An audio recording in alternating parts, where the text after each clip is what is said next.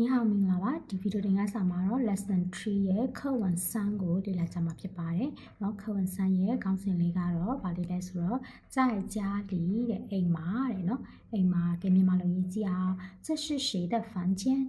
เนาะ这是ဒီယာက谁的ဘသူရဲ့房间အိတ်ခမ်းလေ这是我和我丈夫的这是ဒီဟာက我和ငါနဲ့我丈夫的ငါအမျိုးသားရဲ့အိတ်ခမ်းပေါ့နော်ငါအမျိုးသားရဲ့ဟာလို့ဖြစ်ပါတယ်အဲ့လိုပြောတာနော်旁边那个小的房间是我女儿的旁边ဘေးဖက်က那个အဲ့ဟာ小的အသေးလေး房间အိတ်ခမ်းသေးလေးတစ်ခုက是ဖြစ်တယ်我女儿的နော်ငါရဲ့သမီးဟာဖြစ်တယ်ငါသမီးရဲ့အခန်းဖြစ်တယ်你女儿的房间真漂亮နော်你女儿的房间你သမီးရဲ့အခန်းလေးက真漂亮လှလိုက်တာ哦နော်လှလိုက်တာ都是粉色的အကုန်လုံးကပန်းရောင်နေနဲ့ပါလားနော်အကုန်လုံးပန်းရောင်နေကြီးပဲအဲ့လိုမျိုးပုံစံနော်是啊ဟုတ်တယ်လေ粉色是我女儿最喜欢的颜色粉色အပန်းရောင်ဟာ是ဖြစ်တယ်我女儿ငါသမီး最喜欢的အကြိုက်ဆုံးသောအရာနော်အကြိုက်နှစ်သက်ဆုံးအရာ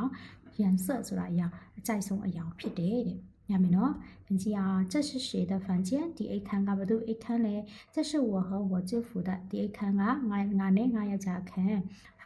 旁边那个小的房间是我女儿的ဘေးဖက်ကဟိုအိတ်ခမ်းသေးလေးတစ်ခုကတော့ငါသမီးရဲ့ခမ်း你女儿的房间真漂亮你သမီးခမ်းလေးကလှလိုက်တာ都是粉色的အကုန်လုံးပန်းရောင်နေကြီးပဲ是啊ဟုတ်တယ်လေ粉色是我女儿最喜欢的颜色ပန်းရောင်ကငါသမီးရဲ့အကြိုက်ဆုံးအရောင်ပဲရမယ်နော်အဲ့တော့မြန်မာလိုနားလည်ပြီးသွားပြီဆိုတော့အတန်နားထောင်မယ်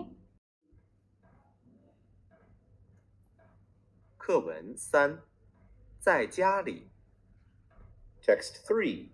At home 这是谁的房间？这是我和我丈夫的。旁边那个小的房间是我女儿的。你女儿的房间真漂亮，都是粉色的。是啊，粉色是我女儿最喜欢的颜色。အဲ့တော့ရမယ်နော်မြန်မာလိုနားလည်ပြီးသွားပြီအတန်လည်းနားထောင်ပြီးသွားပြီဆိုတော့ဒီတင်ကစာအတွက်ခါတိုင်းလိုပဲဖတ်စာကိုဖတ်မယ်ပြီးလို့ရှိရင်ကီးဘုတ်နဲ့စာရိုက်ပြီးတော့ပို့ပေးမယ်အဲ့ဒါလောက်ရမယ်အင်စာပါအဲ့တော့ဒီတင်ကစာတော့တလောက်ပါပဲเนาะတင်ကစာမှာတွေ့ကြမယ်ကြိုက်ကြ